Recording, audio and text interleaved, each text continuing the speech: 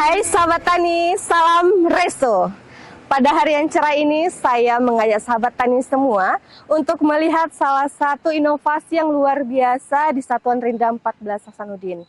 Di mana Satuan Rindam 14 Hasanuddin ini mempunyai tugas pokok yaitu menyelenggarakan pendidikan, pelatihan, pengkajian, dan pengembangan bagi prajurit. Di samping itu, pada kesempatan ini saya akan memperlihatkan aktivitas salah satu prajurit Rindam 14 Hasanuddin yang membudidaya tanaman melon. Baik sahabat tani, luar biasa sekali, ini merupakan contoh tentang bagaimana satuan militer tidak hanya fokus pada pelatihan prajurit, tetapi juga berkontribusi pada program pertanian yang mendukung ketahanan pangan sejalan dengan arahan Kepala Staf Angkatan Darat.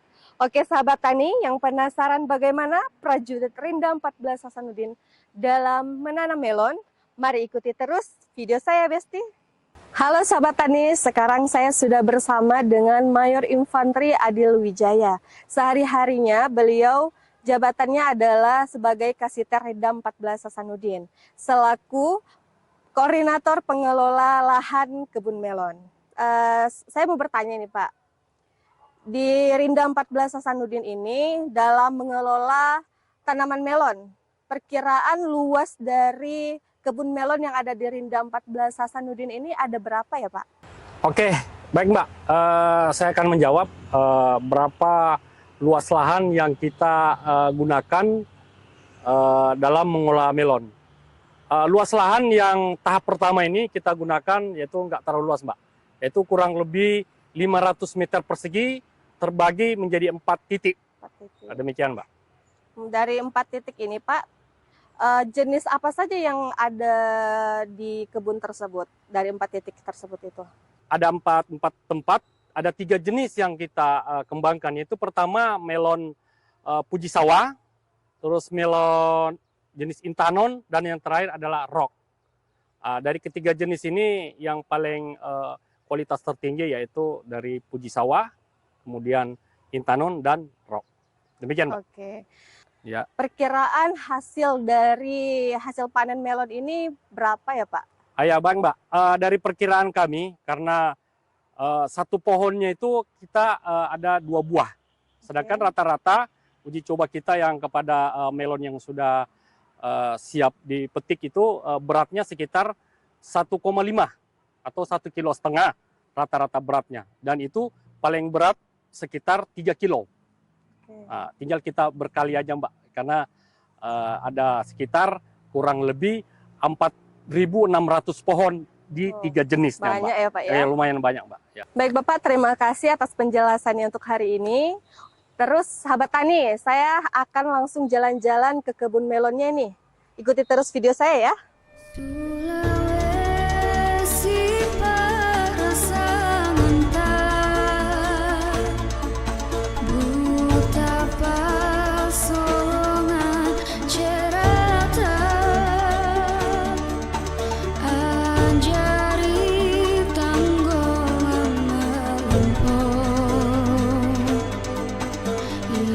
Baik sahabat tani, sekarang saya sudah berada di lokasi penanaman melon. Sekarang saya akan bertanya dan berbincang langsung dengan petani melon.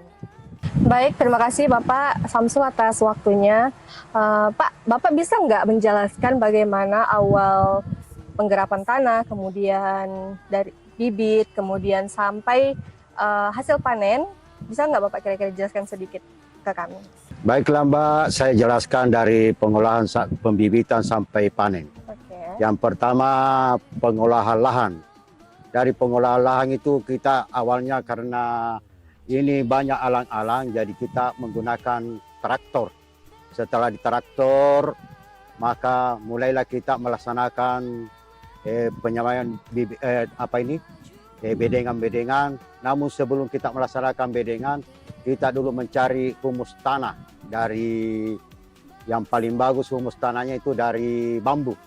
Jadi kita kasihkan semua dulu humus bambu di atas tanah ini, baru kita bikin bedengan. Setelah kita bikin bedengan, baru kita lagi kasih pupuk, namanya pupuk kohe. dicampur dengan kapur, ada dibeli di toko. Setelah dikasih pupuk kohe tadi, dikasih lagi pupuk Posca dengan NPK. Setelah itu ditutuplah mulsa kurang lebih 8 hari. Dalam selang waktu 8 hari itu barulah kita melaksanakan pembibitan, Mbak.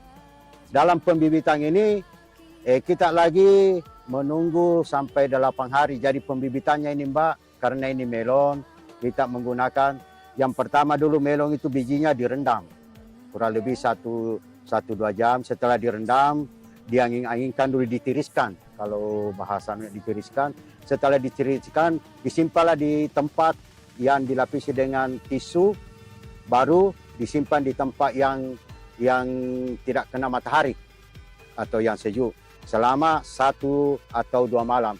Setelah itu barulah kita pindahkan ke penyemaian bibit. Setelah disimpan di tempat penyemaian bibit kurang lebih 8 hari, barulah kita bisa pindahkan itu bibit ke tanah-tanah ini, Mbak. Jadi lumayan panjang juga. lumayan menunggu, Mbak.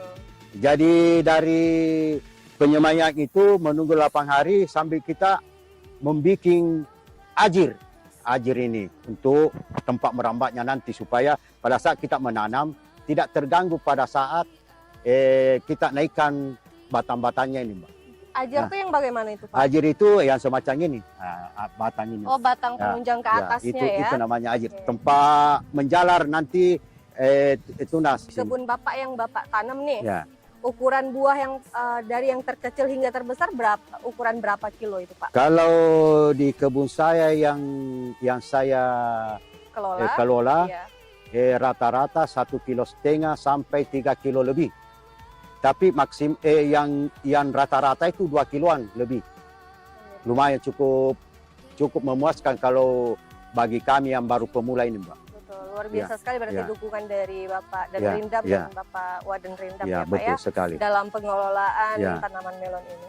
Betul sekali. Jadi Bapak dan Rindam di sini yang memberikan motivasi yang dulunya kami tidak tahu masalah pertanian, tapi dia harus dulu merubah dari TNI menjadi TANI, maksudnya kembali dulu ke tani. Oh, tani. Jadi saya ini sebagai petani sekarang, Mbak. Oke, sahabat tani, demikianlah obrolan singkat saya beserta Pak Samsul dan rekan-rekannya. Baik Pak Samsul, sebelum saya pulang nih, boleh nggak saya cicip sedikit nih rasa melon yang di kebun ini, boleh nggak? Terima kasih banyak, kebetulan Boleh ada ya? ini.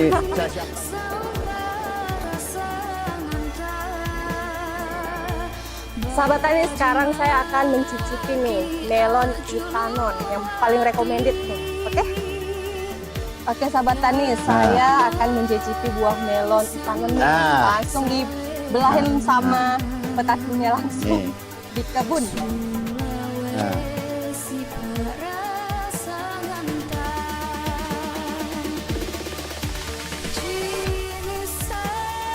Gimana, Mbak? Sahabat tani, luar biasa manis sekali. Ini bukti nyata ya, benar-benar manis, Pak. Ya. Luar biasa. Oke sahabat tani, demikianlah bincang-bincang dan obrolan singkat saya bersama Pak Samsul beserta rekan-rekannya. Apabila sahabat tani mau berkonsultasi mengenai tanaman melon, hubungi saja nomor 2 ini.